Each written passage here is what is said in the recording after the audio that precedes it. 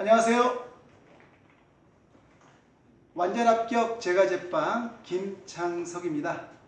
오늘 강의할 내용은 원종 만들기가 되겠습니다. 원종 만들기에 들어가기 전에 액종이란 원종이란 구분을 한번 하고 그 다음에 원종 만들기로 들어가도록 하겠습니다. 칠판을 좀 봐주시기 바랍니다. 자, 액종이란 리퀴드 스타터, 원종이란 플라워 스타터.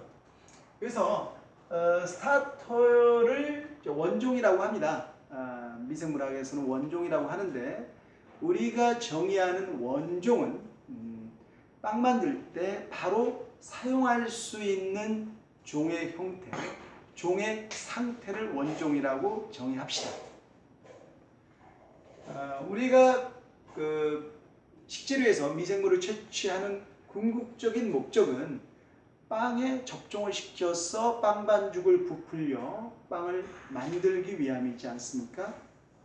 그래서 빵 만들기에 적합한 종의 형태로 투입될 수 있다면 우리는 그것을 스타터라고 정의를 할 수 있습니다. 그래서 그 스타터의 형태를 리퀴드 스타터, 수분 형태의 스타터가 있을 수 있고 그 밀가루로 섞여져 있는 상태의 스타터가 있을 수 있습니다. 밀가루로 섞여져 있는 혹은 다른 잡곡으로 만들어진 그런 스타터를, 곡류 스타터를 우리는 이제 되게 할 수도 있고 묽게 만들 수도 있습니다. 그런 상태적인 부분에 대해서는 정의하지 않겠습니다. 단지 그게 물이냐 혹은 밀가루냐 혹은 다른 곡류냐 이런 걸로만 스타터를 좀 구분해 보도록 하겠습니다. 자, 액종이란 배지의 형태가 리퀴드, 수분이기 때문에 리퀴드 스타터라고 하겠습니다. 이 액종의 가장 큰 특징은 효모균류를 우점으로 배양하는 과정에서 만들어지는 스타터 형태, 종의 형태가 되겠습니다. 과일이라고 하는 식재료는 표면에 태생적으로 효모균류가 다른 균류보다 우점인 상태로 존재하죠. 이러한 생과일을 보다 더 효모균류 우점이 될 수 있게끔 건조시키는 과정을 거치면 같은 식재료를 할지라도 효모균이 보다 더 우점이 되겠죠. 거기에다가 배지의 형태를 액체 배지, 배양 방법을 진탕 배양으로 하면 보다 더 효모균류를 우점으로 할 수 있습니다. 자, 이런 액종은 바로 빵 반죽에 집어넣어서 빵을 만들 수도 있기 때문에 리퀴드 스타터라고 이름을 정하겠습니다. 근데 이제 문제점이 있습니다. 발효력이 너무 떨어지죠. 여기서 발효력이라고 하는 것은 빵의 발효 시점에는 여러 가지 기준이 있겠지만 그리고 그 중에서 우리가 통상적으로 인정하는 발효 형태를 감안했을 때 이 액종을 밀가루 기준 20%를 집어넣는다 하면 1차 발효가 10시간 정도가 소요가 됩니다.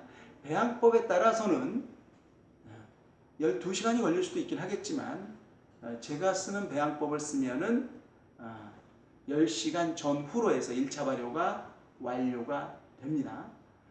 1차 발효가 10시간씩 걸리면 작업성이 너무 떨어지게 되죠. 그래서 그 액종에서도 빵 만들기에 보다 적합한 균류로 셀렉션을 순서분리를 하는 것이 그리고 그 균을 보다 더 늘리는 것이 빵 만들기에 보다 짧은 시간 안에 작업이 이루어지겠죠. 그래서 이것을 리퀴드 상태에서 밀가루를 덧대어 가지고 만든 형태를 원종이라고 부르며 그것은 플라워 스타터라고 명명하겠습니다. 그러면 이렇게 액종을 원종으로 바꾸면 어떤 장점이 있느냐 하면 발효력이 증강됨으로 인해서 1차 발효 시간이 2시간 반에서 3시간, 늦어도 3시간이면 빵을 만들 수 있는 상태가 됩니다. 10시간에서 2시간 반에서 3시간 정도, 거의 3.5배로 시간을 단축할 수가 있죠. 자, 이런 장점이 있기 때문에 액종을 원종으로 바꿉니다. 그러면 액종이 반드시 좋으냐, 원종이 좋으냐, 이것을 단지 발효력, 즉 발효 시간으로만 규정짓기, 구분하기에는 문제가 있습니다. 액종 자체의 장점이 있습니다. 어떤 장점이냐면 식재료의 특성, 식재료의 향, 식재료의 색, 식재료의 생리활성 성분, 식재료의 영양 성분까지 발효 미생물과 더불어서 빵 반죽에 집어넣으므로 그 빵에다가 식재료에서 뽑은 여러 가지 특성을 부여할 수 있다는 게 액종의 가장 큰 장점이 되겠습니다. 그렇기 때문에 액종을 반드시 시간이 많이 걸린다라고 해서 배제할 수만은 없습니다. 그 액종을 적절하게 활용하는 방법에 대해서 또 설명을 드리도록 하겠습니다. 이번 강의에서는 이제 원종입니다. 액종의 단점이 이제 그 다양한 미생물들이 존재하기 때문에 빵 만들기에 필요한 효모균류가 비록 5점이라 할지라도 개체수가 많지 않아요. 그래서 발효시간이 10시간, 1차 발효시간이 10시간이 소요가 되는 것을 줄인다. 이게 그 목적이죠. 그러나 단점이 있습니다. 단점은 뭐냐면 식재료의 특성이 희석이 되고 결국에는 리프레시를 반복하다 보면 식재료의 그 특성은 완전히 사라지는, 그래서 어떤 식재료에서 그 균을 채취했느냐가 그다지 의미가 없어져 버리는, 없게 만드는 그런 단점을 가지고 있습니다. 이 부분의 비교는 다음 시간에 하도록 하고요.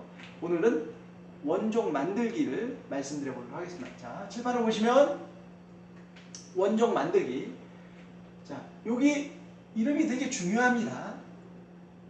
제가 1차 순수분리 계대 증강배양 원종, 2차 순수분리 계대 증강배양 원종이 되죠.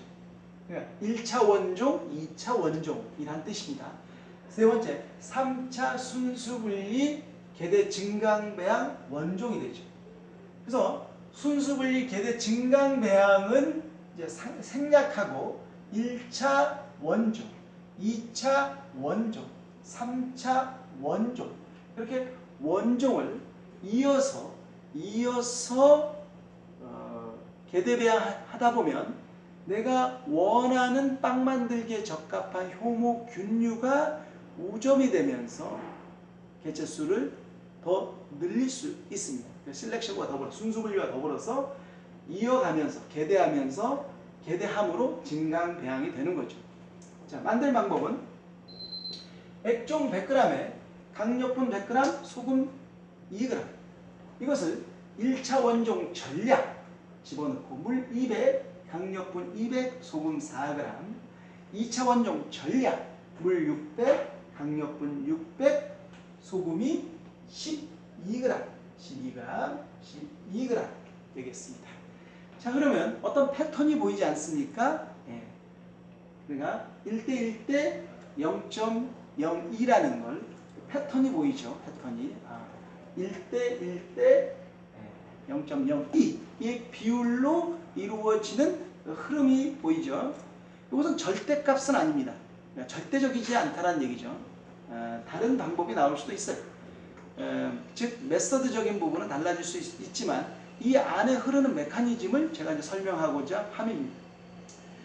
자, 액종에서 밀가루가 박력분, 중력분이 있음에도 불구하고 강력분을 써야 하며, 강력분에도 일반 밀가루가 있는가 하면 유기농 밀가루가 있습니다. 이 강력분을 쓰는 이유는 밀가루 단백질이 pH를 끌어올려서 효모균이 빵 만들기에 적합한 효모균이 자랄 수 있는 pH 상태를 맞추기 때문에 단백질이 많은 밀가루를 쓰셔야 됩니다.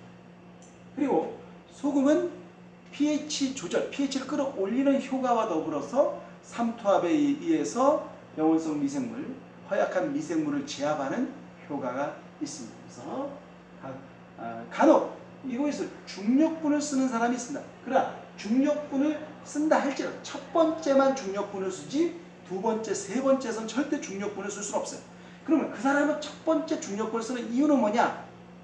그 이유는 먹이 공급의 효과입니다. 먹이 공급의 효과와 pH를 그리 높게 설정하지 않겠다라는 그런 의도가 되겠습니다. 자, 두 번째, 동량의 1차 원종 전량의 동량의 물과 강력분과 소금은 4g이 들어갑니다. 들어갈 때 넣는 방법은 1차 원종 전량에 물을 먼저 부어요. 그리고 강력분에 소금을 섞은 다음에 물과 1차 원종이 섞여져 있는 곳에 붓고 섞는 방식으로 만듭니다. 3차 원종도 동일한 방식으로 만들면 되고요.